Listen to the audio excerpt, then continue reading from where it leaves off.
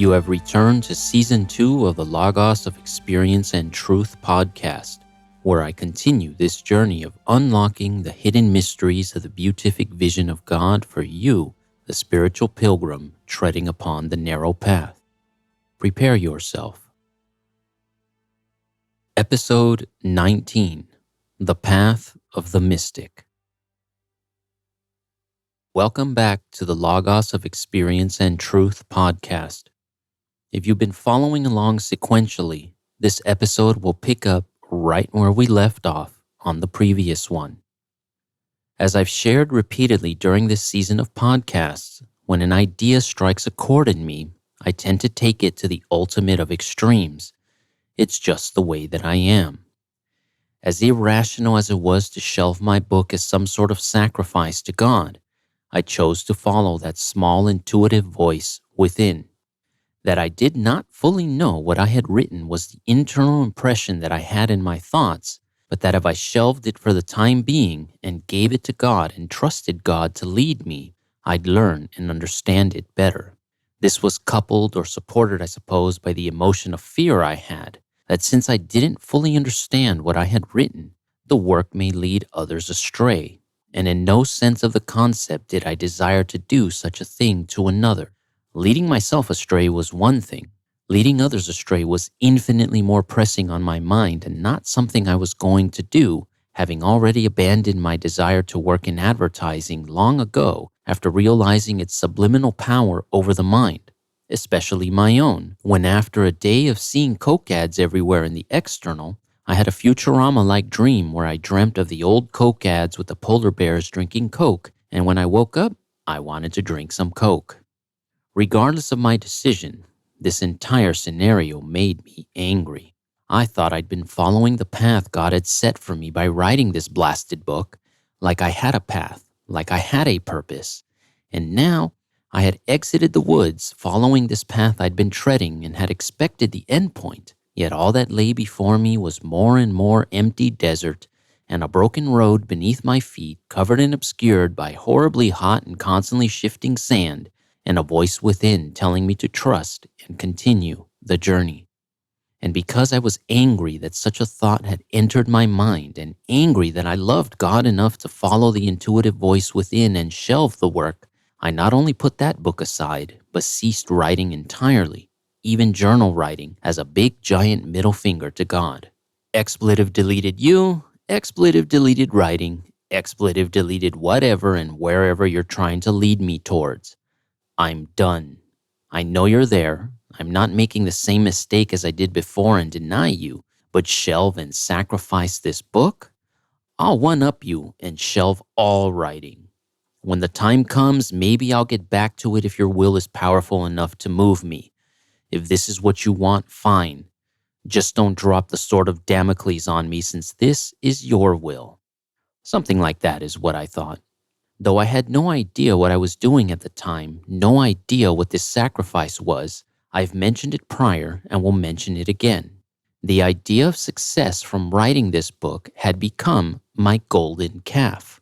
At the same time I was trying to follow and trust this mysterious will of God, I was also trying to follow and trust the work of my hands as a writer to lead me to the promised land. If you don't know what the golden calf is, please reread the story of Exodus in the Bible, and after you do, think about what in your life may be your golden calf, or that which you have placed your trust in above the will of God. I would see this similarity later on and not at this point, but quite the eye-opener when I realized what had actually occurred at this moment of sacrifice. The act would simply take 4 years to mature. Also, in case you're wondering, especially if there were any gasps at the things I've screamed out at God in my mind and heart, I have a theory that pertains to the lukewarm saying Jesus gives in the New Testament, alongside my having referenced it several times. God can work with angry, or you being angry with Him, or in this case, me being angry with Him. The relationship is still there, even if it's the little human being angry with the mysterious divine emperor of the universe. Sure, we all like to think of this happy, loving graciousness that we give in devotion to God with our amens and alleluias, or the Disney effect of faith in God. But that's not always the case. And to deny or try to repress being angry with God is no different than trying to shut the emotion of anger up for any other reason. I've never liked spiritual teachings that downplay or speak of anger as some weak emotion. Yes, it is volatile. Yes, it is explosive. But channeled correctly, it gives such pinpointed and accurate focus as long as you can define the anger and what's causing it, and then dive deeper into what's causing the cause of the anger, etc., that one can use that to develop and implement the desired change. Unfortunately, society, civilizations, governments, religions, families have to teach the suppression of anger since it is so volatile and explosive and can lead to causing physical harm to oneself and to others. But used wisely, experienced and expressed wisely, it can motivate one to change their life. I wasn't quite there yet at this point, but neither was I backing down from my anger being expressed to God in prayer. It was childish, I admit. Oh, look, time to pray to the God that does nothing anymore. But I guess I gotta do it so a meteor doesn't fall on my head or a Looney Tune Acme bottomless pit hole suddenly appear under my feet again. Oh, yes, you do so much like to bring the pain and the punishment to those that don't follow, worship, or love you.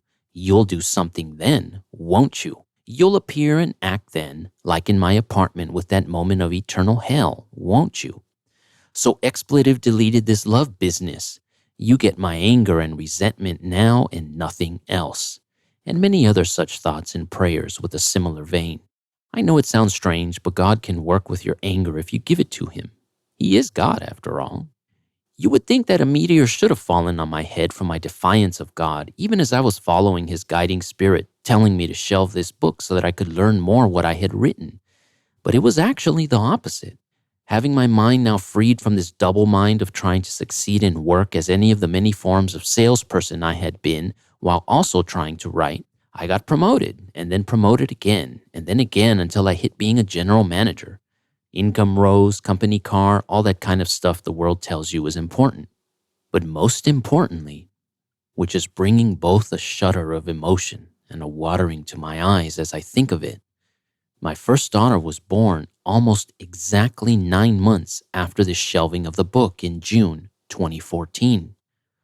Any parent that truly wanted to be a parent, and though ridiculously difficult and frustrating at times to have this little person defy and challenge your every word, hint further of the reflective nature of the spiritual life if you reread the previous paragraphs, any parent knows the feeling that I'm talking about. There's no greater wealth and pool of emotion possible and available than what is received from one's child. Children are one of the great equalizers for both rich and poor alike. I'm the best at everything to my daughters. I'm the most handsomest, the strongest, the smartest, the best cook, the most creative, the fastest, the best at everything to them other than drawing and coloring. Since though only 4 and 7, they both already surpassed me in this, since this is one of my least developed skills in my repertoire. No amount of money or accomplishment can buy that feeling of self-worth that my daughters have already given and give freely and unconditionally to me, and from any child to any parent that sticks around and gives a damn.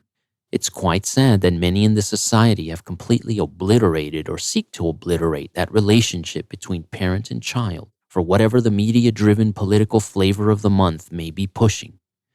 Not in my house. What was also interesting about this no longer writing was that it manifested physically.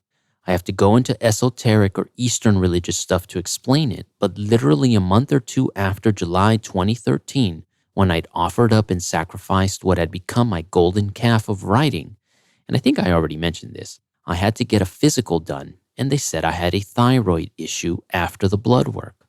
The thyroid is in the throat, and having essentially abandoned my writing, or the seat of my expression or creativity, it was like it manifested in this weird physical and spiritual thing, since in the esoteric and Eastern type teachings, creativity and self-expression are both in the energies found in the throat, obviously since it's where we speak and vocalize from, but that it goes deeper than the physical and reflects the inner spiritual. So as much as I try to stay away from such type teachings, or at least try not to implement them into a daily coherence, since thinking too much about that kind of stuff can bog the mind down, I can't deny that, at least in my experience, I am able to see a cohesiveness to the physical block that suddenly occurred and how it translates to the esoteric understanding of the internal life force found in that part of the body. There's not much else to say over the next several years. I knuckled down with work, took care of my first daughter and then second, took them to church, though that was essentially just following the motions since there's little to no focus or attention at church with children unless they're in the baby carrier and sleeping. It was literally just to check the box in my head of having done it and having received the host, kneeling as I did so with either of my daughters in my arms over the years, hoping I didn't drop her, and hoping the priest landed the host on my tongue and didn't drop it as well. There are some very pious things I had learned of during my RCIA stuff 15 years ago that I never thought would come my way when it comes to the reverence to the host.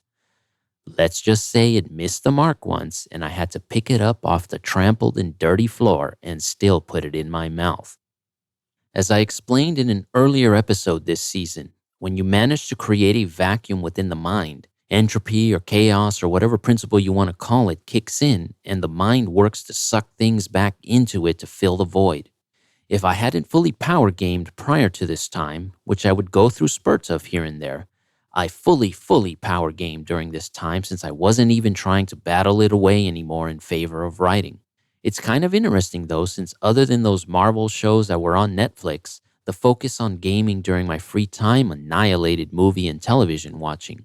That buffet line of worldly distractions sort of narrowed, with the only break occurring when the next season of Game of Thrones came on.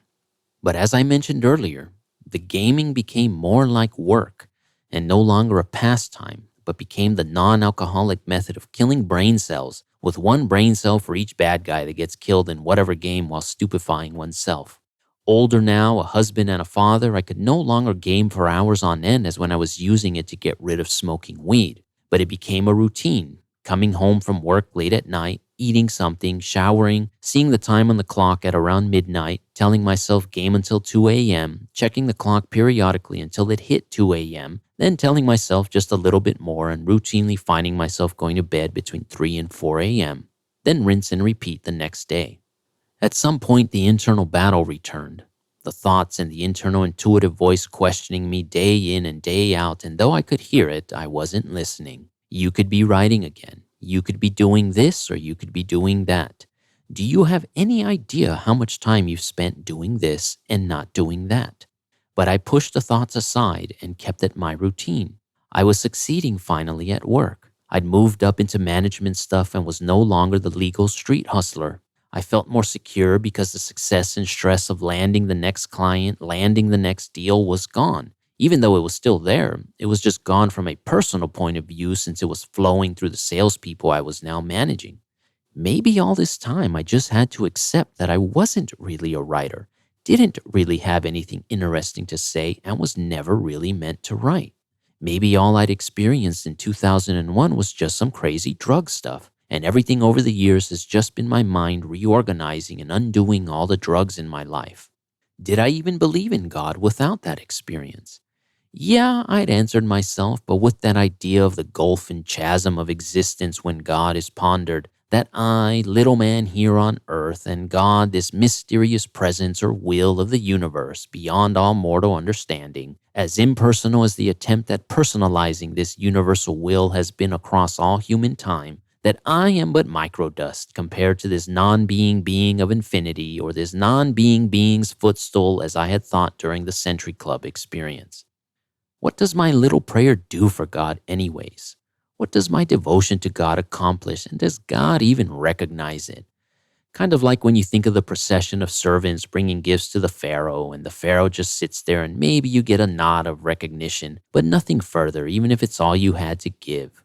Why worry about this God any further? He made me to think like this, so ultimately it's his fault if I no longer really care to learn about or worship him. In fact, if I picture myself as like a single neuron in the infinite brain of God, then I'm one of those neurons that tells it like it is to him.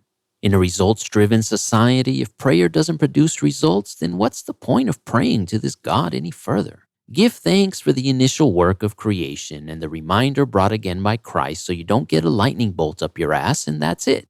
That's all that's really required to appease the angry God of Israel. By this point, I was now getting sick of video gaming and was feeling more and more like it was becoming work, but didn't care enough to stop the routine. But something did start to occur that I began to notice. It's not so much that I couldn't think or focus anymore, but that Ferrari-paced mind just suddenly started to feel like it was driving through mud. I know that may sound counterintuitive, since from a meditation and discipline standpoint, the goal is to control and organize and yoke the mind to work as one desires instead of how the world has created. But this was different. The thought I had was that I was starting to feel slower in my mind, sluggish, and it started to bother me. Nobody around me could notice or feel it, but I did. Somewhere leading up to Ash Wednesday in 2017, I'd finally taken the Pepsi challenge. The small intuitive voice kept whispering in my ear of how much time I'd spent gaming, and sat there and mathematically tried to quantize it. I say this because I know I was ready to give up video gaming on Ash Wednesday for the Lenten season, instead of that usual, while sitting in Mass on Ash Wednesday, thinking up something quick to give up to check off the boxes of the church routine. I didn't go all the way back in my life, just until the time after my near-death experience, accounted for the time I hadn't gamed, accounted for the time instead of gaming, all I did was mess around with 3D game mark settings and, geez, I can't even remember the name of what it's called when you check the max settings your computer can handle on a game, since I've so obliterated video gaming from my mind. It's not resolution check, it's when you run a benchmark. There it is, benchmark. Benchmark settings. I then thought even deeper, and this is where the culture aspect to these obsessions or addictions I mentioned earlier comes into play, since I had to account for all the time spent researching gaming, watching game reviews, looking up games, reading message board stuff on games, all the things tied into the matrix of mental activity surrounding a given thing that occupies the mind internally and is expressed in the external action. I don't remember the exact number I reached while averaging the hours all out, but I want to say at least a year of the entirety of my life, and I probably just rounded it up, which I'll do here, and say 10,000 hours spent in the universe of video gaming. It's actually not that much if you divide it by 20 years and then divide that by 365 days, which I just did, but then it really, really is. 1.4 hours daily every single day over the course of 20 years. And if I lower the year count, since I haven't gamed now in close to 4 years, that daily average actually goes up for the time period of actual gaming. But 20 years is such a nice big number versus 16 years to wrap one's head around. Seeing this number then, just as now, made me angry. I already gave my expression of anger and using it as ignition fuel to spark change. This was one of those times in my life. I slapped myself in the face then, just as I want to slap myself in the face now, just as I wanted to slap myself in the face when I read that book on the science of expertise, since in it, the author said that about 10,000 hours on something creates expertise. And back when I read that book and had this video gaming number of hours fresher in my mind, I didn't like knowing that I'd become an expert in the world of video gaming while not actually being an expert, since I'd never honed my skills in actual gaming, but had spent a tremendous amount of that time reading about the gaming world and doing all those benchmarking tests, since I liked twiddling with the settings in my BIOS to see if I could get an extra frame rate or two in this or that game. But without this as my daily activity, if I chose to give it up, what did I have? Without this as that daily routine, what aspect of myself remained, since I was also no longer meditating, reading, or writing? Just a worker bee closing the next deal and writing up the next contract? Was that all that I was meant to do? Hadn't I believed that I'd experienced something rare? Hadn't I seen and experienced what has been called God? If you can see it, if you have followed along with these podcasts, with the Vision Explained Deeper material on my website, thelogosofexperienceandtruth.com, if you've heard what I've said regarding the mysteries, regarding this phase in the spiritual life of the desert of the soul, perhaps you can see where I'd finally reached. For now I was ready for the true work of God. For without this, that last vestige of unlimited distraction that had plagued me from the start of this spiritual journey, The lesser evil at the time versus smoking weed, but now that which primarily held my attention when I had time to focus my attention. Without this, what else did I have to occupy the primary space in my mind alongside wife and children? One simple three-letter word: God. For all else had been stripped away from my mind. And thus we return to and highlight once more the greatest commandment, and hopefully you can see the depths one has to reach to achieve it. All your heart, all your mind, all your soul, for God will not be alongside any other gods. Translation: any other mountains of thought in your mind, if you can look past the physical statue of some handmade idol in an ancient temple and see what other gods actually represents, or the golden calves made by human hands within your mind. But to get there, the human being must be stripped away entirely of their own worldly free will to actually find their own internal spiritual free will, and as the very name of Islam translates to, must submit this worldly self's will to the will of God, the final step in the process. But to get there, the human being must be destroyed in their own internal apocalypse for the new being that God wills to be created, or to be born, or reborn, or rebirthed. I was now ready for the Christ to be born within. This is the ultimate secret of the mysteries of Christ that are laid out in plain view and handed out freely to the entire flock of Christ's church.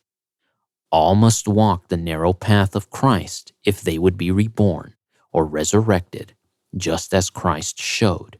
However it happens in the particulars of each individual life, the decipherment of those particular moments and symbols of one's life must be seen so that you recognize that your life is reflected in the life of Jesus. The exact details can never be the same, for no person is the same as any other. But embedded in one's own life, if one has the will and the patience to see it, the mysteries of the path of Christ manifest reality within each and every one of us that partakes in them.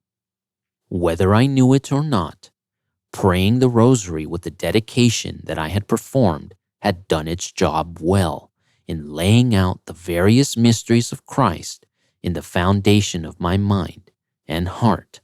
For the old must make way for the new. It's a fact of life and nature itself. The symbol surrounds us daily, seasonally, yearly, and for human beings, the old mind must be discarded for the new mind to be blessed within. Or why the snake is said to be wise, for the snake sheds the old skin for the new. Or why wine isn't poured into old wineskins, but is poured into new wineskins, just as the Lord teaches. Many creatures have a skin shedding or molting process that removes the old and brings about the new. And especially for the snake, this is a visible struggle. But once completed, the new arises. Still the old, but new and refreshed and regenerated. The mysteries of Christ are how this is achieved in the mind of the Catholic Christian. For the old mind is what must be shed in the human to make way for the new mind of the human.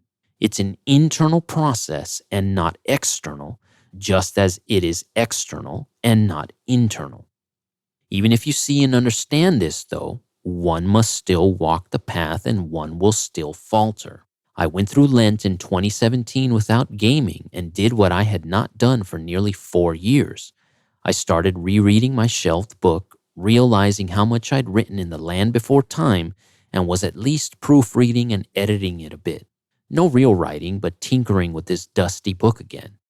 But once Lent was over, the itch to game returned. I fought it for a few weeks, but it was still in there, and this time, instead of trying to fight it, I did the opposite and decided I'd work through it. I told myself, okay, gamer man, you want to game? Let's game. I did it so often, for so many hours, consecutively over so many days and weeks without pause, that once September 2017 hit, I'd burned myself out completely and the path was opened. This is the opposite path of self-discipline, though I suppose was extremely disciplined gaming. Very dangerous to tread this path, for you may never emerge, but read carefully what is occurring in the Purgatorio of Dante to see how some of the purging occurs, or how a saint, I can't recall which one, warns that if you must sin, sin bravely. I had just received another phone message from Rite Aid about needing to pick up my level whatever prescription from the pharmacy and that this was the last day I could get it. I'd been out of the medication for a couple weeks, lazy about going to get it, annoyed completely about needing to take this tiny little pill daily just because some PA had read some little numbers in a report that said I needed it, and my weak little mind had conformed to authority and had instantly believed it. And now I was enslaved to this little pill and the idea of needing to take it to fit the mold of medicine that medicine wanted to mold for me so that they stay in business. I was in my bathroom, at my sink, in the medicine cabinet with the now empty bottle of thyroid medicine in my hand, and I turned and looked at myself in the mirror, which instantly reminded me of the acne healing I'd mentioned had occurred in 2001. I asked myself essentially what I just expressed in the previous paragraph. Why did I so quickly believe what the PA had told me? Why was I so dependent on this medicine that literally produced no discernible results, since there had been no discernible issue prior? I had healed myself of acne, healed my wife of her back pain. I used to pray and meditate daily. I had a connection to the Spirit of God that had allowed me to see and experience wonders. Did I no longer have this connection? Had I lost it? Had I ever truly had it, whatever it was? I know I hadn't done a serious prayer in quite some time because of how I started the prayer. I stared at myself deep into my eyes in the mirror before I began. I have not prayed to you truly for many moons. You have been calling, but I have not been listening. I have lost all faith in myself, but not in you. If you be the God of the living, then hear me, O Lord. I need a sign of thy presence. I need a sign that I wasn't just imagining all that I believed to have transpired. No drug experience, no synchronous events. I pray that this thyroid issue be lifted from me. I believe that all power rests in thy hands and that you have immediate power to lift this from me, and I believe that you will and have lifted it. There was no bolt of lightning, no dreams, no visions, nothing like that from this prayer. I pulled my gaze away from the mirror and I simply knew I had been healed. A few weeks later, my perceptive police wife asked me why I hadn't been taking the pill. I prayed that I was healed and believe I've been healed, I answered. She's a PA herself, so naturally I love the business of medicine, but she said, you can have serious issues from not taking that pill. It's not a problem. God has healed me. It was the time of year again to renew the health benefits, which required the same yearly physical exam and blood work. I walked into the initial appointment giddy, waiting for the moment to tell that physician or PA that God had healed me, confident in the face of the overconfident obsession that science has of itself. She did all the physical exam stuff and then sat down at the computer to review my file and set up the blood work order. Looks like we need to add the thyroid test as well. How's taking the medicine been going for you? I stopped like 2 months ago. Why did you stop? I was annoyed at having to take it, so I prayed to God to heal me, and I am healed. She laughed, and I just kept smiling confidently at her. You're serious? Yup. But you can order the test. I know it will show that my levels are normal. She ordered it. I got the blood work done and went back in for the results a week or so later. The moment of truth came since it felt like she was just as eager as I was to see my results. So, how are my thyroid levels? I quickly asked. She scrolled down, looked, and then glanced at me with that now common look of eyeballs moving to the side while wearing a mask, since she wore a mask in the exam room pre-pandemic. They're normal, she said with hesitation, but you shouldn't look too much into it since it takes time for the medicine to fully leave the system. I'm going to schedule you to take another test in a couple of weeks so we can see the results again." I laughed in my head since I could hear the shock and disbelief in her science of medicine not capable of providing her any answers, even though I'd given her an answer. God. I never took the test she ordered since I knew this thyroid thing had been lifted from me, but a year later, during the same time period and same routine of a physical required for health benefits, I had a different experience with a different PA. She went through everything she thought she needed to from the blood work, and the visit was over without a single question towards the thyroid. "Anything about my thyroid?" I asked. "Thyroid? Why?" I explained things and she checked. "Everything normal. Whatever you're doing, keep doing it." I would come to refer to this experience as the mustard seed of hope, since I remembered the parable and saw likeness to how tiny that little levothyroxine pill was. I haven't taken the test since, but I'm sure it's normal. I've already mentioned it was sometime between this prayer to heal this pesky thyroid thing and the Lenten season of 2017 that I made a comment to myself and formulated a thought inside of my mind. There had to be a way of showing the experience or reality of God, or the invisible world of religion, spirituality, mythology, because everywhere I look, everywhere all around me, were sayings, writings, teachings about such things going as far back as human records go that speak of this invisible spiritual reality. The entire world and history of humanity can't all have been or continue to be superstitious dimwits the way the militant atheist scientist has been exclaiming, can they? Was there a way of showing this? Was there a way of showing the unity of the experience of God across the entirety of human history? And if so, what was that way?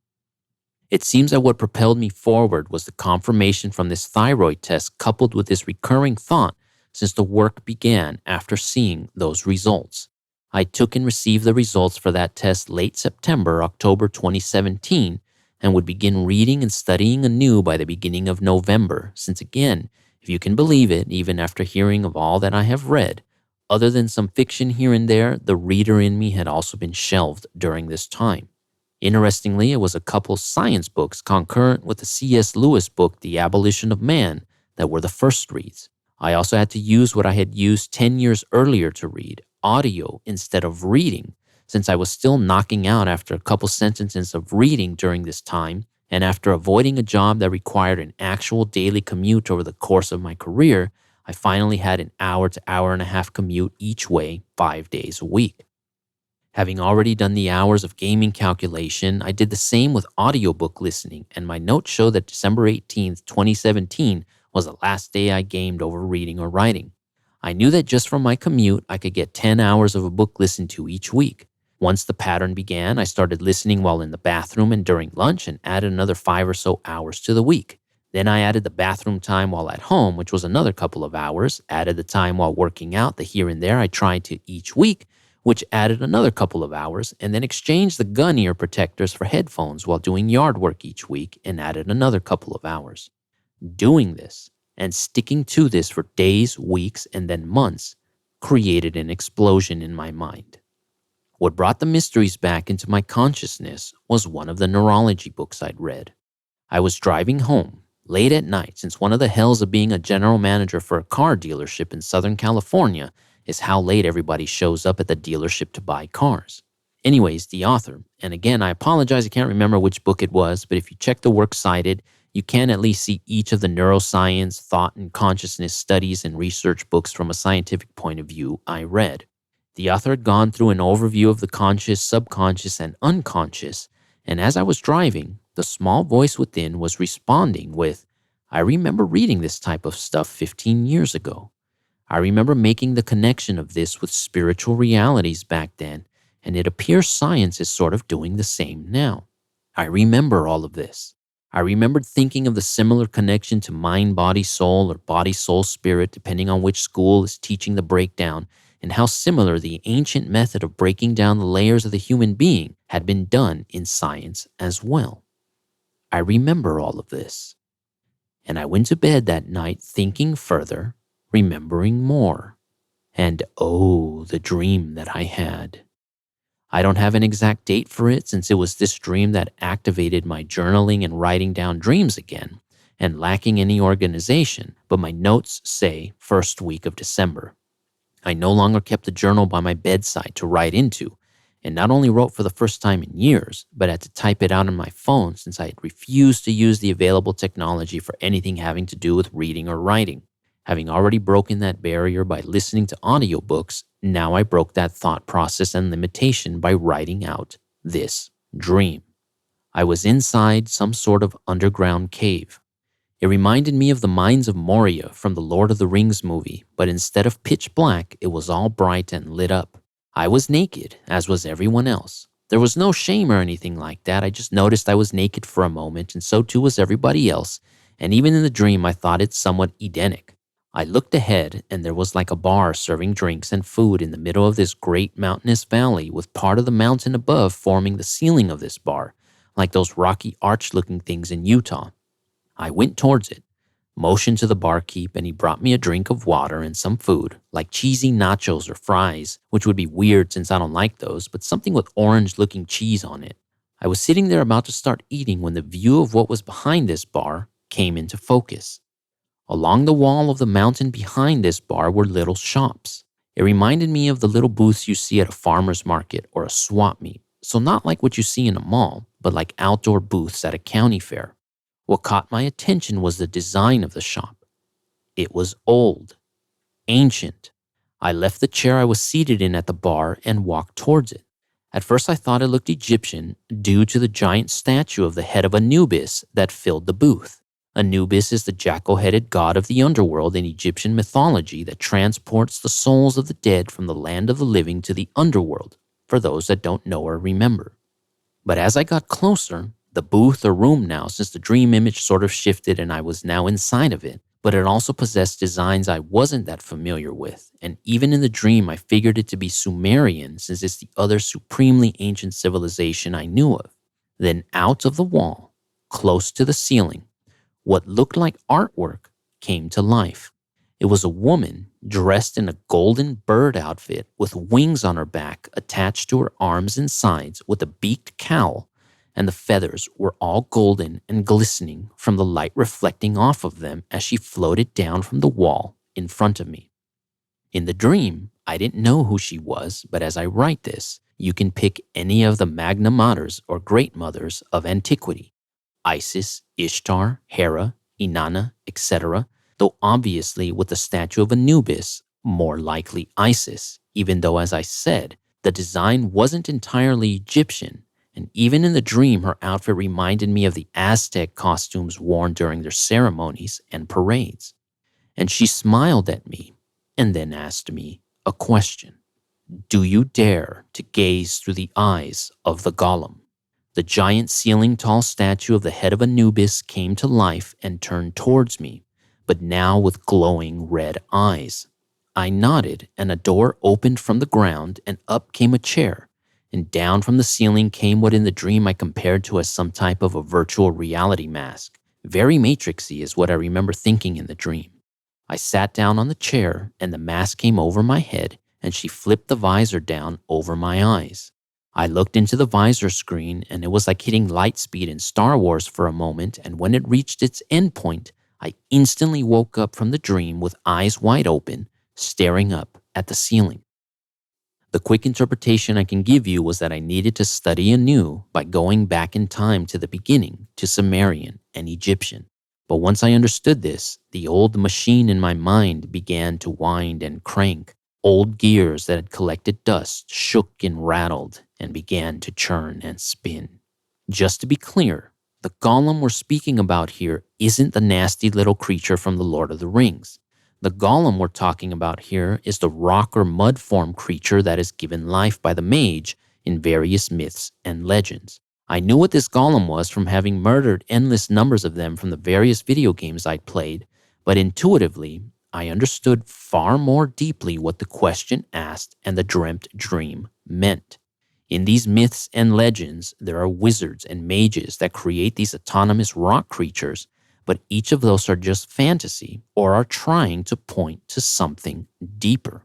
For if looked at deeper, which is what I intuitively did and understood, we are the golem and God is the mage.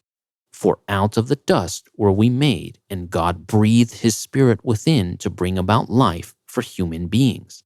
Thus her asking, do I dare to look through the eyes of the golem, meant, do I dare to become or experience being human? So this is the other dream I've mentioned that points to some possible pre-existence for me, or at least points to pre-existence itself. It could just be referring to my pre-existence in this life as well, the same as reincarnation can be referring to. I'm wise enough to see that, but that was the general feel I had from this dream. A push to study the ancient and some type of message or knowledge of pre-existence, and that experiencing being human was a choice. I also checked through my database, and I have a very interesting note about this time period as well. I'm not sure if anybody will remember it, but it was during this time when an interesting astrological event occurred. I don't remember the details of it, something having to do with the position of each and every planet in the sky, and that it was interpreted as the Virgin giving birth to the Sun. I've mentioned my stance on such things prior, so I won't go in depth with it. I just wanted to toss that out there in case somebody more attuned with these celestial type things wants to look into it and possible meanings. But this dream was my lightning rod. I had to go back to the beginning to study everything I'd studied before, anew, with fresh eyes, mind, and heart. And the way that I can describe what was occurring in my brain, if we want to talk science-y, I had so developed my reading literary mind with my eyeballs that it had become stagnated or couldn't grow any further unless it was coupled with something else. Hammering audiobook after audiobook into my mind developed the reading through listening, or sound in and through the ears, and though still processed as language, it essentially develops an entire different parts of the brain than reading with the eyes. But eventually, the more I did this, it's like it activated my reading mind, since I was suddenly able to read with the eyes once more without falling asleep. And then the general neurological saying of neurons that wire together, fire together. Once I started listening to things I had read long ago, a merging of the differing neurological networks inside my brain began. Every book I listened to felt old and new. Old because I remembered I'd read similar things long ago, new because I was listening to it, and the connections began to be made. The similarities began to be seen. The patterns became apparent. There is a saying or a legend in the Hermetic works that Hermes Trismegistus knew the secret to the regeneration of the mind.